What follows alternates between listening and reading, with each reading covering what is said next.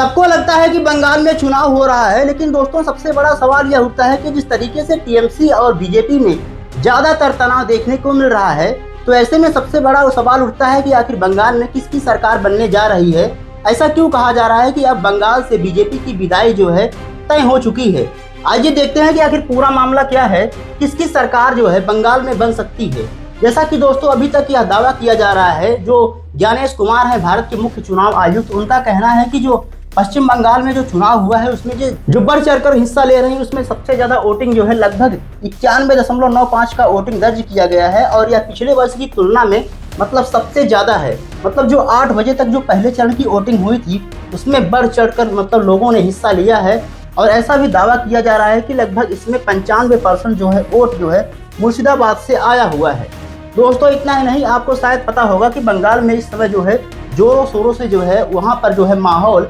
चुनाव को लेकर गरमाया हुआ है, क्योंकि इसी बीच जो है एंट्री जो जिस प्रकार से राघव चड्ढा आम आदमी पार्टी छोड़कर बीजेपी ज्वाइन कर लिए हैं, तो ऐसे में जो है अब बंगाल के चुनाव में एंट्री जो है अरविंद केजरीवाल ले चुके हैं और कह रहे हैं कि भाई साहब बंगाल के लोग क्या आतंकवादी हैं। जिस प्रकार से टीएमसी प्रचार कर रही है क्या वह सही नहीं है। आखिर बीजेपी क्यों भड़का रही है, आखिर बीजेपी को क्या डर है, क्यों इतना डर लगता है बीजेपी को।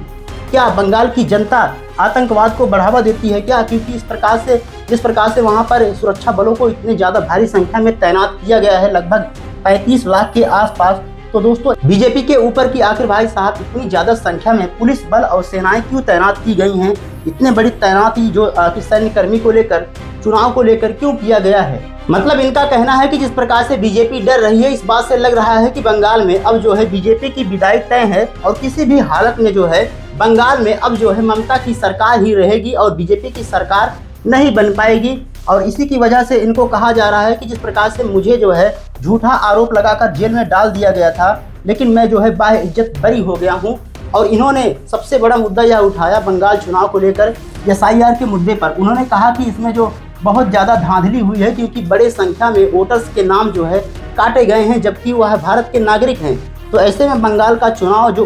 हो रहा है उसमें वह लोग कैसे वोटिंग दे पाएंगे। क्योंकि दोस्तों आप सभी को पता होगा कि किस तरीके से आम आदमी पार्टी और राघव चड्ढा के बीच तेजी से विवाद बढ़ गया था, और इसकी वजह से आम आदमी पार्टी छोड़कर राघव चड्ढा जो है बीजेपी ज्वाइन कर लिए हैं। और उसी बीच भाई साहब एकदम जो है केजरीवाल आक्रामक रूप ले चुके हैं, मतलब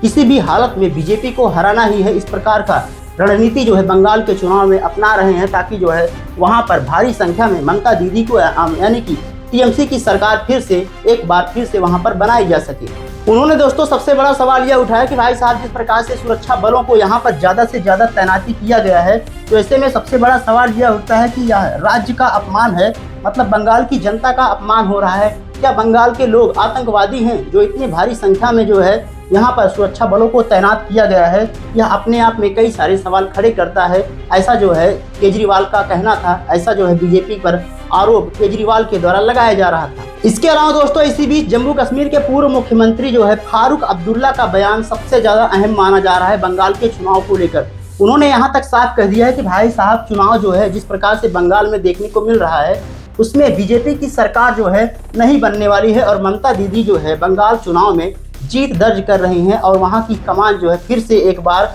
ममता दीदी संभालने जा रही हैं। उन्होंने यह भी दावा कर दिया कि भाई साहब जो तमिलनाडु में चुनाव हो रहा है वहां पर द्रमुक पार्टी जो है जीत दर्ज कर रही है, और पश्चिम बंगाल में ममता दीदी जो है यानी कि ममता बनर्जी जीत दर्ज कर रही है। यह मैं आपको बताता हूँ कि बाकी जो है ईश्वर पर छोड़ देता हूं, लेकिन जहां तक मुझे पता है वहां पर ऐसा उनका दावा है, ऐसा उनका कहना है कि जहां तक मुझे लग रहा है कि एक बार फिर से बंगाल का चुनाव जो है ममता दीदी के हाथ में जाएगा, वहां की कमान जो है ममता दीदी ही संभालेंगी। दोस्तों इसके अलावा ममता बनर्जी ने सबसे बड़ा आरोप जो है एसआईआर के मुद्दे को लेकर ही लगाया ही था, लेकिन इसी बीच जो है सबसे बड़ा बयान उनका जो है आता है, और कहा जाता है कि जिस प्रकार से लगभग इतने सारे वोटर्स के नाम कटे थे, तो हमने काफ़ी संघर्ष के बाद जो है लगभग 32 लाख नाम जो है उस सूची में जो है दोबारा एसआईआर की सूची में है जोड़ा गया है। यह जो है मोदी की एक नाकामी थी, और इसी पर तंज कसते हुए उन्होंने सबसे बड़ा आरोप लगाया कि जो एसआईआर जो है उसमें जो वोटर लिस्ट था उसमें सबसे बड़ा आरोप यानी कि बहुत बड़ी धांधली हुई थी, कई सारे वोटर्स के नाम जो है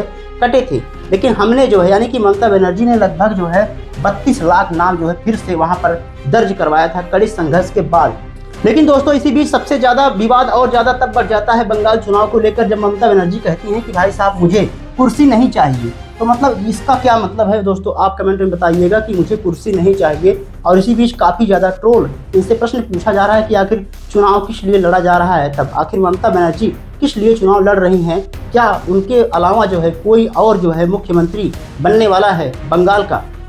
बाकी दोस्तों आपको क्या लगता है कमेंट बॉक्स में जरूर बताइएगा कि आखिर कौन सी सरकार बंगाल में जीत दर्ज कर पाएगी।